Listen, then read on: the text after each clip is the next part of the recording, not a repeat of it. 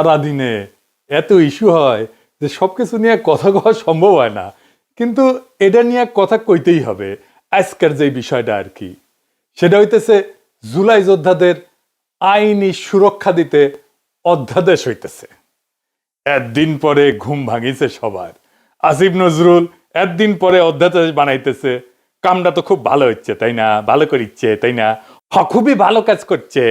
আসিফ নজরুল তো ভালো ছেলে, সন্ধ্যাবেলা হাত মুখ দিয়ে পড়তে বসে। হ্যাঁ, আসিফ নজরুল বাংলাদেশের মানুষদের দূর পাইছে, দূর পটাইতেছে, তাই আঙ্কারে হাতে লেমন চুস ধরাই দিচ্ছে। আসিফ নজরুল আর প্রফেসর ইউনূসের সরকার আঙ্কারে কিভাবে ধাপ্পা দিচ্ছে সেটা না বুঝে দেখি। আসেন আগে আসলে বুঝে দেখি অধ্যাদেশ আসলে কি। অধ্যাদেশ হইল সংসদ ছাড়া, জানে যখন সংসদ নাই তখন সরকার আর রাষ্ট্রপতির মাধ্যমে জারি করা একটা অস্থায়ী আইন। তার মানে এটা আইন কিন্তু সংসদে পাস হয়নি, এবং এইটা এখন জারি করা হইতেছে জরুরি পরিস্থিতির জন্য, যেহেতু সংসদ নাই। আর একটু ভেঙে বলি, ধরেন সাধারণ আইন কিভাবে হয়। স্বাভাবিক নিয়মে একটা প্রস্তাব আসে, সংসদে আলোচনা হয়, ভোট হয়, পাস হয়, রাষ্ট্রপতি সাইন করে সম্মতি দেয়, আইন হয়ে গেল। এইটারে বলা হয় সংসদীয় আইন। কিন্তু তাইলে অধ্যাদেশ আসে কখন? যখন সংসদ বসেনি বা সংসদ ভেঙে গেছে, এখন অধিবেশন চলতেছে না, কিন্তু সরকারের দরকার আছে, এখনই আইন দরকার আছে, অপেক্ষা করা যাবে না। তখন মন্ত্রিসভার পরামর্শে রাষ্ট্রপতি অধ্যাদেশ জারি করে থাকে। তো অধ্যাদেশের আসলে বৈশিষ্ট্যগুলো কি? এক নম্বর হইতেছে এটা আইনের মতো কার্যকর কিন্তু স্থায়ী না। সংসদ বসলে সংসদে অধ্যাদেশকে আনতে হয়, তারপরে অনুমোদন নিতে হয়। অনুমোদন না পেলে অধ্যাদেশ বাতিল। মানে সংসদ কার্যকর না থাকলে, সংসদ না থাকলে রাষ্ট্র যেন অচল না হয়, সেজন্য অধ্যাদেশ, এই বিষয়টা জারি আছে। এখন ধরেন পরের সংসদ এটা পাশ করলো না অধ্যাদেশ আসিফ নজরুলের, তাহলে কি হবে? আসিফ নজরুলের কাছে উত্তর আছে? নাই। অধ্যাদেশ সংসদে পাশ হয়ে আইন হইলেও সংসদ চাইলে তো পরের দিনই নতুন আইন করে সেটা বাতিল করে দিতে পারে। এমনকি এই অধ্যাদেশ যেটা আসিফ নজরুল করতে যাচ্ছে সেটা আদালত এখনই বাতিল করে দিতে পারে। তার মানে এটার মূল্য শূন্য, জিরো। তাইলে আসিফ নজরুল কেন এ সাল করতেছে সেটার উত্তর আমরা পরে পাবো। আসেন আগে বুঝে নেই যে আদৌ জুলাইয়ের জন্য দায় মুক্তি দেওয়া সম্ভব কিনা। এক কথায় দেওয়া সম্ভব না, এবং দেয়া যে সম্ভব না এটার কারণ আসিফ নজরুল, তার সাথে আছে ওয়াকার, তার সাথে আছে প্রফেসর ইউনূস নিজে, তার সাথে আছে ডাক্তার জাহেদ, তার সাথে আছে বিএনপি, তার সাথে আছে তারেক রহমান। এরা সবাই এই পরিস্থিতি ইচ্ছা করে তৈরি করছে। কেন? কারণ ঘোষিত বিপ্লব ছাড়া দায় মুক্তি সম্ভব না। দায় মুক্তি কোনো আইনি ব্যতিক্রম না, এটা একটা সার্বভৌম ঘোষণা। যে বিপ্লব ঘোষণা করতে পারে না সে দায় মুক্তি দাবি করার নৈতিক অধিকার, ক্ষমতা এটা কোনোটাই রাখে না। ওয়াল্টার বেনিয়ামিন বিপ্লবী সহিংসতা বনাম আইন রক্ষাকারী সহিংসতা, এইটা একটা কথা বলছিলেন। একদিকে লেখেন বিপ্লবী সহিংসতা, আর একদিকে হতেছে আইন রক্ষাকারী সহিংসতা। আইন তৈরি করে যে সহিংসতা আর আইন রক্ষা করে যে সহিংসতা, দুইটা এক না। উনি বলছেন ল প্রিজার্ভিং ভায়োলেন্স, যেটা পুরানো ব্যবস্থার ভিতরে থাকে, এবং ল মেকিং ভায়োলেন্স, যেটা নতুন ব্যবস্থার জন্ম দেয়। যে সহিংসতার নতুন আইন তৈরি করে না সেটা কেবল অপরাধ। 1971-এর স্বাধীনতা যুদ্ধ ছিল নতুন আইন তৈরি করার লড়াই। 1971-এর স্বাধীনতা যুদ্ধে আমরা যেটা করছি সেটা ল মেকিং ভায়োলেন্স, সেজন্য ওটা অপরাধ না। পুরানো বন্দোবস্ত রেখা সংগঠিত রাজনৈতিক সহিংসতা বৈধ হইতে পারে না, কারণ তা আইন ভাঙে কিন্তু নতুন আইন সৃষ্টি করে না। স্মিথ বলছেন সার্বভৌম সেই যে ব্যতিক্রম ঘোষণা করতে পারে। ওনার একটা বিখ্যাত সূত্র ছিল, উনি বলছেন, ইংরেজিতে কইছেন, বাংলা হইতেছে সার্বভৌম সেই যে ব্যতিক্রম ঘোষণা করতে পারে। বিপ্লব মানে নিয়ম স্থগিত করা, পুরনো বৈধতা বাতিল করা, নতুন বৈধতা ঘোষণা করা। যে বিপ্লব পুরনো সংবিধান, পুরনো আদালত, পুরনো নৈতিক মানদণ্ড চালু রাখে, সে আদতে সার্বভৌম না। সার্বভৌম না হইলে দায় মুক্তি দেওয়ার ক্ষমতা থাকে না, বরং নিজেই ভবিষ্যৎ বিচারের অধীন হয়ে পড়ে। হান্না আরেন্ট বলছিলেন যে সহিংসতা একটা নতুন রাজনৈতিক সূচনা করতে পারে না, উনি বলছেন ফাউন্ডিং মোমেন্ট, এটা তৈরি করতে পারে না, সে সহিংসতা নিজেই নিজের বিরুদ্ধে সাক্ষ্য দেয়। সেই কারণে নতুন রাষ্ট্র গঠন করা ছাড়া সহিংসতা বিপ্লব না, এটা অপরাধ। তিনজনের কথা বললাম। বেনিয়ামিন বলছেন নতুন আইন না বানাইলে সহিংসতা অপরাধ। স্মিথ বলছে ব্যতিক্রম ঘোষণা না করলে সার্বভৌম নাশে। আর হান্না আরেন্ট বলছেন নতুন শুরু ছাড়া সহিংসতা ক্ষমতা না। শুধুমাত্র ঘোষিত চূড়ান্ত এবং নতুন শুরুর বিপ্লবী দায়মুক্তি তৈরি করে। পুরানো বন্দোবস্ত রেখা চালানো সহিংসতা আইনগতভাবে না, তাত্ত্বিকভাবেও অবৈধ। আমরা জুলাই বিপ্লবের পরে নতুন আইন বানাইছি, নতুন সংবিধান বানাইছি, বানাই নাই। ডাক্তার জাহেদ তো জান লড়াই দিল জুলাইকে অভ্যুত্থান বলে প্রতিষ্ঠা করার জন্য। বিপ্লব না, ছোটখাটো মানুষ পুতু পুতু করে কথা কয়, আর আমরা হইতেছি উগ্র। কিন্তু এদের ডাক্তার জাহেদের হইতেছে চিকনা বুদ্ধি, সামে এমন মাইর দেবে টেরি পাইবেন না, একদম খাইয়া ফেলবে আর কি। জাহেদ খান জুলাইকে অভ্যুত্থান বলে প্রতিষ্ঠা করার জন্য দেওয়ানা ছিল। অভ্যুত্থান যেটা, সেটা ক্ষমতা দখল করে, কিন্তু নতুন আইন, নতুন বৈধতা, নতুন সার্বভৌমত্ব তৈরি করে না। পুরনো সংবিধান, পুরনো আদালত, পুরনো রাষ্ট্রীয় কাঠামো চালু রাখে। তাই সহিংসতা যেটা, সেটা আইন ভাঙা হয়, আইনের নির্মাতা না। আমরা যেটা জুলাই করছি সেটা আমরা আইন ভাঙছি আইন নির্মাণ করার জন্য। কিন্তু আমাদের নতুন আইন নির্মাণ করতে দেয়নি এই জাহেদারা, এই আসিফ নজরুলেরা, এই প্রফেসর ইউনূসেরা। সেই কারণে এইটা ল ব্রেকিং ভায়োলেন্স হয়ে গেছে, ল মেকিং ভায়োলেন্স হয়নি। অভ্যুত্থানের সময় যে সহিংসতা হয় সেটা পরে অপরাধ হিসাবে বিচারযোগ্য থাকে। সেই কারণে ডাক্তার জাহেদরা 24-এর বর্ষা বিপ্লবকে বিপ্লব না বলে অভ্যুত্থান বলে প্রতিষ্ঠা করার জন্য দেওয়ানা হয়েছিল, যেন জুলাই বিপ্লবীদের পরে জবাই করা যায়। তার মানে এই জাহিদারা তাই চাইছে যা আওয়ামী লীগ চাইছে। আওয়ামী লীগ আর হাসিনা যে পুলিশ হত্যা আর সহিংসতার কথা বলে, জুলাই যোদ্ধাদের ফাঁসি দিতে চায়, তার তাত্ত্বিক ভিত্তি তৈরি করে দিচ্ছে এই জাহেদ, এই সামে সিকনে, এই সিকনা বুদ্ধির লোকটা। আপনাদের জিজ্ঞেস করা উচিত, তাকে ধরা উচিত। এই কাম কেন করছিলেন? মাদিরে যে পুলিশ ধরে, সে বৈধতা দিচ্ছে জাহেদ। দায় মুক্তি বাংলাদেশের ইতিহাসে একবারই হয়েছে, সেটা 1971-এর পরে। কারণ ওইখানে আমরা নতুন শুরু করতে পারছিলাম, ওইখানে লড়াইয়ের বিজয়ী ছিল আমাদের বৈধতা। এইখানে আমরা বিজয়ী হয়েছি, কিন্তু আমরা আমাদের বৈধতা তৈরি করতে পারিনি, নতুন শুরু করতে পারি নাই। সেই কারণে দায় মুক্তি দেওয়া সম্ভব হবে না, যতই বলুক আসিফ নজরুল। তাইলে আসেন, আসিফ নজরুল কেন এই অধ্যাদেশ করতে এত ব্যস্ত? কারণ হইতেছে আসিফ নজরুল নিজে দায় মুক্তি চাইতেছে। সে জানে সে কি আকাম করিছে। কি আকাম করছে জানেন? দেশ যখন একটা বিপ্লবী সন্ধিক্ষণে, যখন আমরা নতুন রাষ্ট্র তৈরি করব, হাসিনা পলাইছে, সেই সময় সে ওয়াকার আর বিএনপির সাথে মিলে পুরো বিপ্লবটাকে লাইনচ্যুত করছে। বিপ্লব ওই রাতেই শেষ। তারপরে ধৈরা ধৈরা বিপ্লবের সাথে সম্পর্কহীন বুড়াগুলাকে উপদেষ্টা বানাইছে, সংবিধান সমুন্নত রাখছে, ওয়াকারকে রাখছে, চুপ্পু করে রাখছে। আমরা সেকেন্ড রিপাবলিক করব বলছিলাম, নতুন রাষ্ট্র করব না, উই বেশি বোঝে, উই একাই বিপ্লবের স্টেক হোল্ডার। আমি ওরা জিজ্ঞাসিলাম যে আপনার যে নাচতে নাচতে ওয়াকারের গাড়ি চড়ে ক্যান্টনমেন্টে গেলেন, কোন ক্যাপাসিটিতে গেছিলেন? কয় পলিটিক্যাল পার্টির বাইরে যে সিভিল সোসাইটির অংশ আছে সেই হিসেবে গেছি। আমি কইলাম ভেরি গুড। তাইলে এখন বলেন, ওই যে কয়েকদিন ঘুটু করলেন, সিভিল সোসাইটির কার সাথে কথা বলে ঘুট্টুটা করেছেন? কার সাথে পরামর্শ করছেন? আপনি একা হারকিউলিস হয়ে গেছেন কেন? আপনি কারোর সাথে কথা বলেন না কেন? কার সাথে আলাপ করছেন? কারোর সাথে আলাপ করে নাই। আপনার হাত জগন্নাথ, নিজে যা ভালো বুঝিছে তাই করিছে। একটা সাক্ষাৎকারে দেখলাম আজিম নজরুল কইতেছে তার বাসায় বসে ছাত্ররা উপদেষ্টা বানাইতেছে, সে মাঝে মাঝে পরামর্শ দিতেছে, কইতেছে এখন কেমন লাগে? সচিবেরা কথা শোনে না, পুলিশেরা কথা শোনে না, পাবলিক শোনে না কথা, কোথাও গেলে পাবলিক আটকায় ফেলে, ভুয়া ভুয়া স্লোগান দেয়।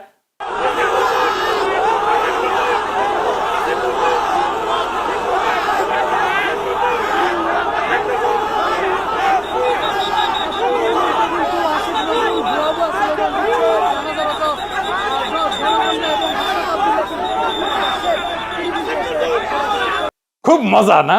হ্যাঁ, এখন তো এগুলো শুনিচ্ছেন, এরপরে পাবলিক থাপড়াবে ধরে রাস্তায়, রাস্তার থাপড়াবে। ওই সময়টাতে ঠিক হয়েছে সংবিধান সমুন্নত রাখতে হবে। ওই যখন ঘুটু করে ইচ্ছে সংবিধান সমুন্নত রাখলে 2024-এর লড়াই, বিপ্লব, বিপ্লবী সহিংসতা সব অবৈধ হয়ে যায়।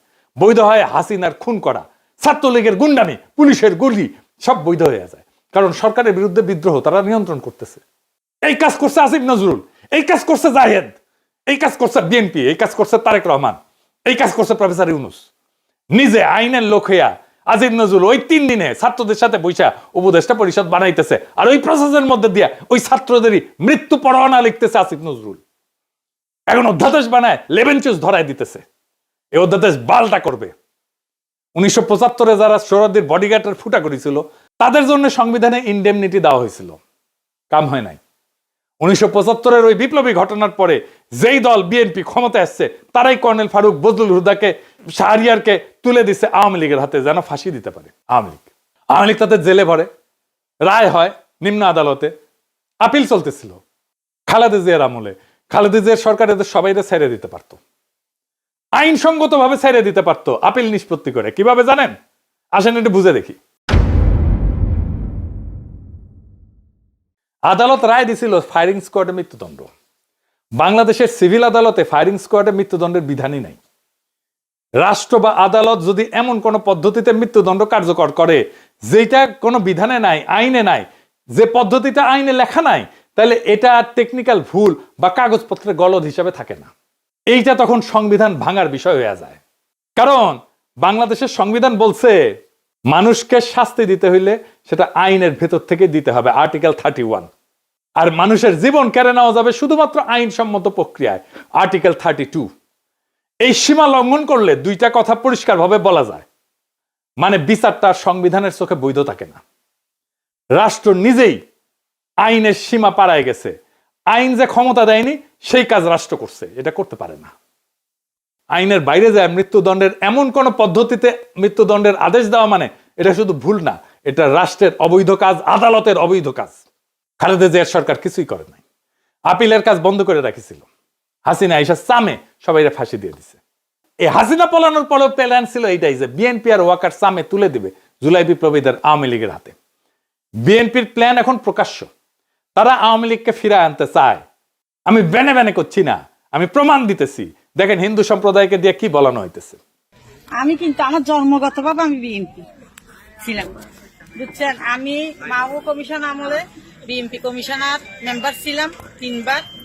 এখন দেশে আসছি ডক্টর করে, কিন্তু এখন আমি মা বোনকে বলছি নিজের ইজ্জত যদি রক্ষা করতে চান আপনারা সবাই বিএনপি কে ভোট দিন। বিএনপি বলে কেউ অবহেলা করবেন না, কেন এখন আওয়ামী লীগ নেই। এটাই বলছি, যেটা আমাদের মাতৃ জন্মের কথা। মা বোনরা বলছে যে আওয়ামী লীগকে ভোট দিও, বিএনপি কে দিও না। কিন্তু এখন বর্তমান আমরা আছি এখন বিএনপির হাতে, আমাদের আওয়ামী লীগ নাই। তোমরা সবাই নিজের ইজ্জত যদি বাঁচাতে চাও, নিজের একটা মেয়ে যদি বড় হয় মা বাবার বয় থাকে, কিন্তু এখন বয় নেই। আর এখানে সবাই, এখানে আমাদের মা বাবা এরা সবাই এদেরকে চিনেন। যদি দূরের মানুষ হতো তাহলে বয় ছিল, এরা দূরের মানুষ নেই, এখানে আমাদের দেশের মানুষ। কোনো যদি ক্ষতি হয় কিছু হয় আপনাদের ওদেরকে ডাকতে পারবেন। আমরা এখানের মানুষ সবাই, এখানে সবাই একজোট হয়ে 12 তারিখ ভোট দিবেন। সবাই ভোটের জন্য যাবেন, কিন্তু অনেকজন বলে বিএনপি কে ভোট দেবো না, যাবো না। না, এটা মনে করবেন না। বিএনপি কে দিলে মনে করবেন কোনোদিন আবার আওয়ামী লীগের হাতে যেতে পারবেন আপনারা। বিএনপি কে চান, কিন্তু অন্য দল দেখবেন, কিন্তু নিজের হাতে নিজে কপালে হাত মারবেন। এখানে বিএনপি ছাড়া আর কোনো উপায় আমাদের নাই। এখানে হিন্দু বা মুসলিম হোক সবাই বিএনপি কে চান। আমি বলছি আমাদের এই এলাকার সবাই, আপনারা বিপদের সময় না পেলে এদেরকে পাবেন। এরা এখানে কাছের লোক, এরা দূরের নাই, কেউ হারিয়ে যেতে পারবেন এখান থেকে, আমাদের হাত থেকে, কেন এগুলো আমাদের দেশের লোক। তাই আমি বলছি মা বোনকে, এখানে মহিলা হইয়ে বা পুরুষ হইয়ে ওই বিএনপি কে দেবো না এই কথা আর বলিয়েন না। কেন আমরা এখন একটাই দল, বাংলাদেশে একটাই দল আছে, ওইটাই কোনো দল না, এটা নিজেরাই দল করছে, যে এটাকে কেউ সমর্থন দেবে না ওই দলকে। আমরাই এখন হচ্ছি যে কি সবাই বলো বিএনপি কে চাই, ভোট চাই, ধানের শীষে ভোট দেবে, এটাই আমরা চাই। আমাদের ধানের শীষে তো ধানের শীষ সবাই, আমি বলছি ধানের শীষে টিকিট দিলে আপনারা মনে মনে বলছেন যে ধানের শীষ কেন দেব, আগে তো আমরা আওয়ামী লীগ ছিলাম না, এখন আমরা আওয়ামী লীগ। ধানের শীষে আওয়ামী লীগ মনে করবেন কেন? আওয়ামী লীগ আসার জন্য আমরা, এটা একটা পথ। আমরা বিএনপি কে যদি চাই, বিএনপি দেখা 10 বছর বাদ হলে আমাদের নেত্রীকে আবার আনবে, জানেন যে এটা। কিন্তু ওদের হাতে যদি চলে যায়, পাকিস্তানে চলে যেতে হবে সবাইকে, মনে করবেন। শুনলেন তো, কইতেছে আগে আমরা আওয়ামী লীগ ছিলাম, এখন আমরা আওয়ামী লীগই আছি। ধানের শীষকেই আওয়ামী লীগ মনে করবেন কেন? কারণ আওয়ামী লীগ আসার জন্য এই একটাই পথ। আমরা বিএনপি কে যদি চাই, বিএনপি দেখেন 10 বছর পরে হইলেও আমাদের নেত্রীকে আবার আনবে। শুনেছেন, নিজের কানে তো শুনলেন। আর একটা প্রমাণ দিতেছি, আসেন সে প্রমাণটা দেখি। এই যে সংসদ নির্বাচন হইতেছে, এখানে এমপি কে ভোট দেওয়া ছাড়া একটা গণভোট হবে। সে গণভোট হবে বিএনপি কিন্তু ঘরের মধ্যে এইগুলা স্বীকার করে এসছে গণভোটে যে সমস্ত জিনিস থাকবে। এই গণভোটে হ্যাঁ বা না ভোট দিতে হবে। হ্যাঁ ভোট দিলে কি কি পাবেন? আপনি 12টা জিনিস পাবেন। 12টা কিভাবে আগামী রাষ্ট্র চলবে সেটা ঠিক করতে পারবেন। কি কি সেটা একটা একটা করে বুঝে দেখি, শুনেন মন দিয়া। আপনি কি এমন একটা বাংলাদেশ চান যেখানে তত্ত্বাবধায়ক সরকার, নির্বাচন কমিশন, সরকারি কর্ম কমিশন মানে যেটাকে পিএসসি বলা হয়, এটা গঠনে সরকারি দল এবং বিরোধী দল একত্রে কাজ করবে? সুন্দর কথা না? 2 নাম্বার, সরকারি দল ইচ্ছামতো সংবিধান সংশোধন করতে পারবে না। সুন্দর না কথাটা? 3 নাম্বার, সংবিধানের গুরুত্বপূর্ণ পরিবর্তনের ক্ষেত্রে গণভোটের বিধান চালু হবে। সুন্দর না? আমরা সবাই মিলে ভোট দিয়ে ঠিক করব। 4 নাম্বার, বিরোধী দল থেকে ডেপুটি স্পিকার এবং গুরুত্বপূর্ণ সংসদীয় কমিটি সমূহের সভাপতি নির্বাচিত হবেন বিরোধী দল থেকে। সুন্দর না?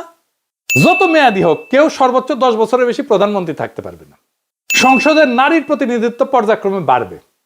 ক্ষমতার ভারসাম্য প্রতিষ্ঠার জন্য পার্লামেন্টে একটা উচ্চ কক্ষ গঠিত হবে। দেশের বিচার ব্যবস্থা স্বাধীনভাবে কাজ করবে। সুন্দর কথা না? আপনার মৌলিক অধিকারের সংখ্যা বাড়বে। কি রকম একটা মৌলিক অধিকার হইতেছে ইন্টারনেট সেবা কখনো বন্ধ করা যাবে না, এটাকে মৌলিক অধিকার হিসেবে ঘোষণা দিবে।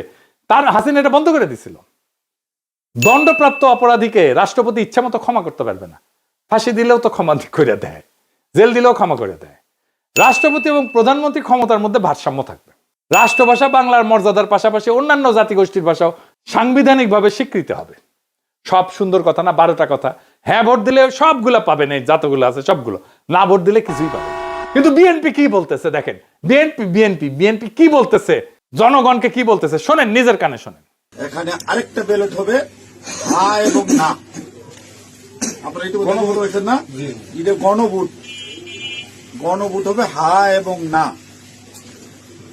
যদি আপনারা যারা আওয়ামী লীগ করেন, যারা অন্যান্য দল করেন, তাদের তাদের জ্ঞাতার্থে সুবিধার্থে আমি জানাচ্ছি, যদি হা জয়যুক্ত হয় কোনো ক্রমে, সারা দেশে যদি হা জয়যুক্ত করা মানে ভোটে জয়যুক্ত হয়, তাহলে এদেশের স্বাধীনতার পরে 72-এ যে একটা সংবিধান ছিল, শেখ মুজিবুর সাহেব করেছিল, ডক্টর কামালের হাতে লেখা,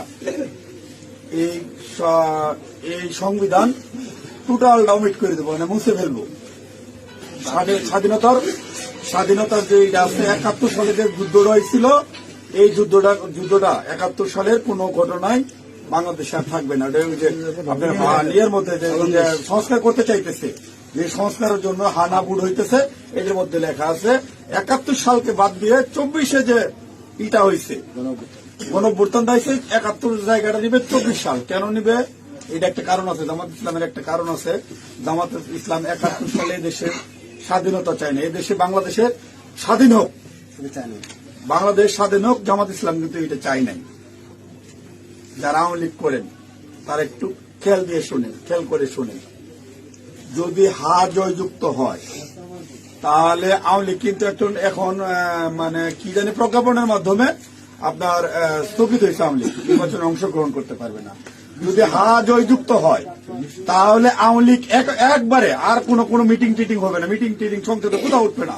ওই হার মধ্যে এই লেখা আছে আওয়ামী লীগ নিষিদ্ধ। এই যে 24 সালে গণহত্যার জন্য আওয়ামী লীগ কিন্তু নিষিদ্ধ হয়ে যাবে আপনাদের ভোটেই। যদি হাতে ভোট দেন, হাতে ভোট দিলে আপনার 16 ডিসেম্বর থাকবে না, 26শে মার্চ থাকবে না, আপনার 71 সালের যে যুদ্ধ করতে মা বোনেরা ইজ্জত দিচ্ছে, 30 লক্ষ মা বোনের ইজ্জত দিচ্ছে, এটা থাকবে না। অর্থাৎ আপনারা যারা আওয়ামী লীগ করেন দয়া করে আপনারা না ভোটের জন্য হলো, আওয়ামী লীগের তো আমরা আসলে বিএনপির হইতেছে উদারপন্থী রাজনৈতিক দল, আমরা বিএনপি চাচ্ছি সকল দল মিলে একটা দেশে নির্বাচন হোক, সকল এবার না হোক, সামনে যেন সকল দল একটা নির্বাচন অংশগ্রহণ, 5 বছর পরে যে সকল দল নির্বাচন অংশগ্রহণ করতে পারে। আপনারা আপনাদের যারা আওয়ামী লীগ করেন আপনাদের দল রক্ষা করার জন্য আপনাদের কেন্দ্রে যাইতে হবে, ঠিক আছে? আপনাদের কেন্দ্রে যাইতে হবে, আপনাদের দল রক্ষা করার জন্য, না ভোট দেওয়ার জন্য, হইলে সার্বভৌমত্ব দেশ রক্ষা করার জন্য 71কে ফিরিয়ে, মানে 71 যেভাবে আছে স্বাধীনতা যুদ্ধটার ইতিহাস আছে, এই ইতিহাসটা রক্ষার জন্য হইলেও যারা না ভোট দিবেন, যারা আওয়ামী লীগ করেন, আপনাদের কেন্দ্রে অবশ্যই যেতে হবে। কেন্দ্রে যদি আপনারা আপনাদের দলকে রক্ষা করতে যান, যেহেতু এবার আপনাদের নাই কোন নমিনেশনের, আওয়ামী লীগের কোন প্রার্থী নাই, দয়া করে সেক্ষেত্রে আপনাদের কাছে আমাদের অনুরোধ, যারা আওয়ামী লীগ করেন, বিএনপির তো আপনারা ভোট আমাদের দিবেনই, ঠিক আছে, যারা বিএনপি করেন ওরা তো আমাদের ভোট দিবেন। না ভোট দেওয়ার জন্য যারা কেন্দ্রে যাবেন, আপনাদেরকে যেতেই হবে, আপনাদের অস্তিত্ব রক্ষার জন্য, আওয়ামী লীগ রক্ষার জন্য হলেও আপনাদের কেন্দ্রে যেতে হবে। শুনেছেন? তার মানে বিএনপির ঘুরে ফিরে আওয়ামী লীগকে ফিরে আনতেই চায়। তারা অনেক আগে থেকে বলতেছে কিন্তু আওয়ামী লীগ নির্বাচনে আসুক। শুনেন। তবে আওয়ামী লীগের প্রধান প্রতিদ্বন্দ্বী বিএনপি চায় দলটি নির্বাচনে আসুক, নির্বাচনটি হোক অংশগ্রহণমূলক।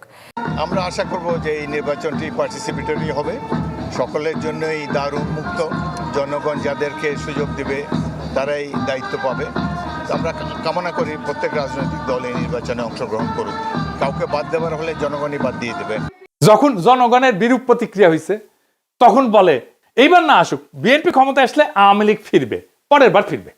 বুঝিসাও? ঐক্যমত কমিশনে আইসা বলে আমরা সংস্কার চাই, আর কর্মীদের বলে না ভোটের ক্যাম্পেইন করতে। কি রকম জাউরার জাউরা, কি রকম খাইস্টার খাইস্টা, কি রকম ভন্ডের ভন্ড। এটাই আসল প্ল্যান। এই প্ল্যান হইতেছে গ্র্যান্ড প্ল্যান, আওয়ামী লীগকে ফেরানোর প্ল্যান। এইবার ভোটে যদি বিএনপি জিতে তাহলে আওয়ামী লীগ ফিরবে, লিগে রাখতে পারেন। এটা তো আমার কথা না, আপনারা তো বিএনপির লোকদের মুখেই শুনলেন, তাই না? আপনি আসলে ধানের শীষে ভোট দিতেছেন না, আপনি ভোট দিতেছেন নৌকায়, আপনি ভোট দিতেছেন হাসিনা রে, আপনি ভোট দিতেছেন ফ্যাসিস্ট রে, আপনি ভোট দিতেছেন ভারপ্রাপ্ত আওয়ামী লীগ রে, বিএনপি রে না। যারা আওয়ামী লীগ রে ফিরে আনতে চান তারা ধানের শীষে ভোট দিতে পারেন। আমরা বলবো নৌকার ধানের শীষ দুই সাপেরই একই বিষ। এই দুইটারেই বাংলাদেশ থেকে হটাইতে হবে, এই দুইটারে ক্ষমতার আশেপাশে আসতে দেওয়া যাবে না। এটাই আমাদের আগামীর বাংলাদেশ গড়ার শপথ হোক। ইনকিলাব জিন্দাবাদ।